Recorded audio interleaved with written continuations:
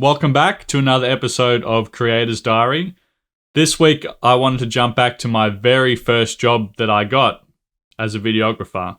It's a pretty funny story, and I think getting a first job as a videographer is definitely probably the hardest one to get because, where do you even start? So I'll talk about how that sort of happened and all the shenanigans that happened on the wedding day. Yes, it was a wedding, and it was very difficult job to jump into, but luckily I had my friend Alex Mioni there to guide me through it. So to take you back, this would have been it must have been before November 2020 because November 2020 was when I registered my business name, but I don't think I'd even registered yet. So I think it was about September, October 2020. And yeah, this was my very first job. I had been actually doing a few short films with Gary Hegedus. So I had some sort of, experience with producing videos with other people. I had done a little bit of kind of, not really work, but bits and bobs in the US, helping out in the sports department. But for the most part, this was my first video job. I got a message from my friend, Alex Mioni, and he's a travel lifestyle content creator. And he'd been doing it at this point at least 2 or 3 years, I think. So, he kind of obviously knew what he was doing. But he reached out because he saw that I was doing some videos. He knew that I was in the space. And he actually just wanted a tripod. That's all he was after. He had left his tripod up in New South Wales and he just asked if he could borrow mine for a wedding that was coming up. And I just messaged him back and said, sure, bro, you can borrow my tripod, but with the tripod, you'll have to put up with me. I want to come and help you shoot the wedding. And he said, yeah, that's actually a great idea because this would be the first one that he'd actually shoot by himself. He'd shadow a few before that, but this was his first wedding that he was going to shoot by himself. So luckily, or maybe not so luckily, he had me to help come along. At least I had a tripod. I could guarantee that. So that was all good. I'd actually got some cameras and gear. So I was all sort of ready to go to start making videos for people. But yeah, this was my first hit out. So I had the same cameras as him. We're shooting on the A7 IIIs. Not that that's too important, but I felt pretty big time having, the same cameras as him. It's like, yeah, we can color match the cameras and, we're all sorted. It's going to be great.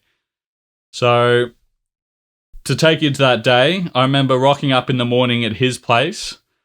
And it's kind of funny actually, because he was just busy working away. He had I saw on his computer, he's working on some GoPro footage he was shooting. He has this big I don't think it's 10 meters, like a 3 meter long pole, which he puts the GoPro Max on and does some crazy shots. He was showing me a clip of some guy jumping off this big cliff into the water. So he was just showing me how that sort of worked. But I'd rocked up and I was sort of all, locked in. This was the big moment for me. I was going to, jump on and give him a really big hand. So we got there and I was, I just couldn't, all I could think about was the wedding coming up, but he was still editing this stuff. I was like, bro, what's the game plan? What are we going to do? And he's like, oh, just give me some time to finish this. So I'm stressing because we'd already discussed that we were going to leave by the time I got there. Pretty much I thought I was going to get to his place, we're going to take off, but we spent a bit of time just hanging out there. And it was pretty funny because I was wearing this crappy black shirt, grey jeans. They weren't even dark black jeans, which was disgusting. So I looked horrendous, but honestly they were the best clothes I had because you think 2020, we'd been locked up for quite some time. And that was all the clothes I had. That was the best outfit I could wear. And Alex was pretty, he didn't say it directly, but he's like, oh, that's what you're wearing? And I got the sense, yeah, I know that I could have done better, but that's all I had. It was funny because his mum was actually so supportive. She was like, oh, no, yeah, I think I like this outfit that you're wearing. I think it's very suitable. Wearing black, you get to blend in. So yeah. And then Alex was wearing, because he doesn't mind a social gathering, so he's got, his nice shirt and blazer and striped pants that he's wearing on, and yeah. So I straight away was not good because I was feeling a bit out of place. But anyway, once we all got our stuff sorted, we headed over to the groom's house first. That's how it works. And funny thing about this story, so we've got Alex, the videographer. The groom's name was Alec, and the bride's name was Alex. So we had Alex, Alec, and Alex, which kind of gets confusing, which is another sort of amusing part of the day, just to throw another spanner in the works. But we got to Alex's house, the groom, and I was super nervous, not gonna lie. I really didn't know what to expect, and Alex had just sort of said before we got in there, like, it's going to be a quick job.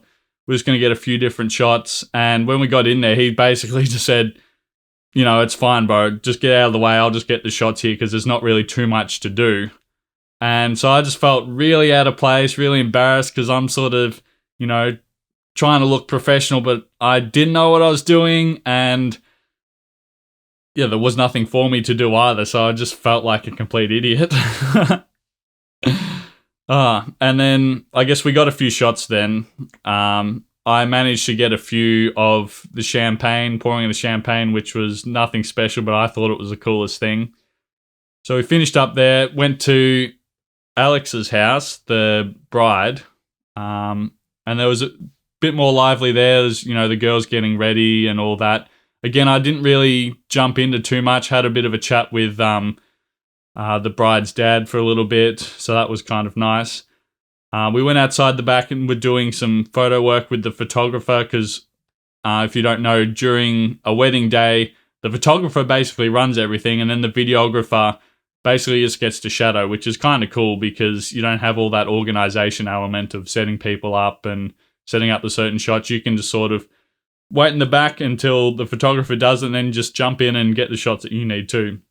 So we're out the back taking family photos. I got a few nice shots sort of to complement from the side. I was, you know, doing some foreground of the trees as I was panning across. So I thought that were some pretty cool shots. But I was tasked with one job at the bride's house, and that was to capture, and arguably the most important shot of the whole wedding film is to get the reaction of the dad as he sees the bride all dressed up for the first time in the dress. So that was my job, was to do that, and that's all I could focus on. But obviously, being my first job, my attention, my cognitive load was just sort of everywhere. Like, there was just so much going on. I was completely overwhelmed. And so pretty much just this took place in front of me. The Alex the bride came through, and I was like, shit, her dad's in the living room, and I completely missed a shot.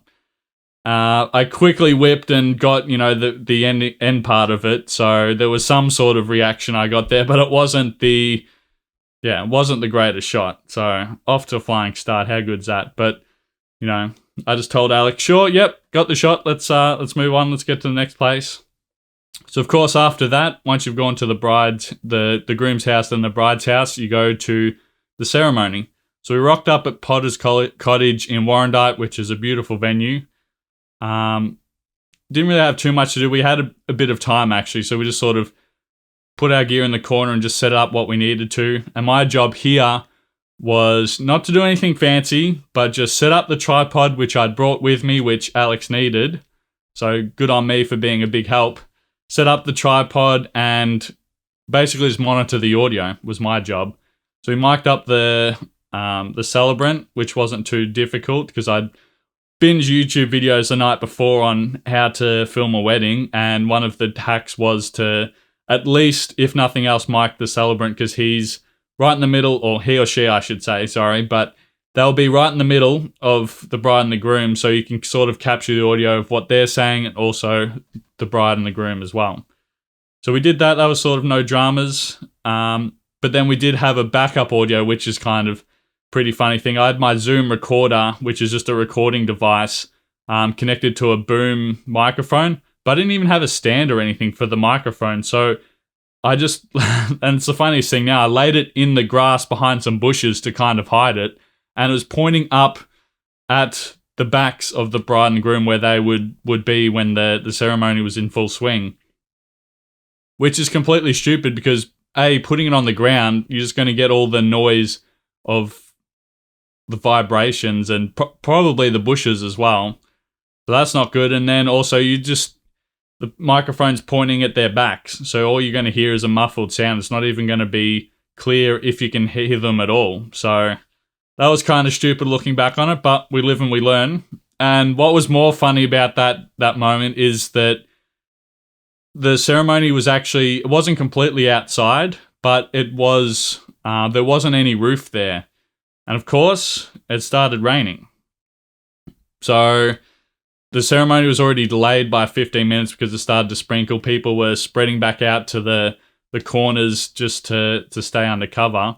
And of course, my microphone just getting soaked at this point. You know, a $300 microphone plus $300 recorders just sitting out there in the rain. I was like, oh no, like, you know, it's pretty weather sealed. I think it should be fine. And it did actually turn out to be okay, but I mean, that's not an ideal thing to do either, is just leave it in the wet because it was pretty soaked by the time I'd picked it up afterwards. But sure enough, the bride came down, ceremony started, and I was just monitoring the audio. I didn't know what I could do because if the audio wasn't good, there's nothing I can do to fix it, but because you're not going to go and interrupt the whole wedding. But we got through that, survived it. Everything seemed to be pretty good. It was pretty chill then because Alex, the videographer, just took the couple back up in the forest somewhere while I could just sort of take my time to set up for the speeches later on.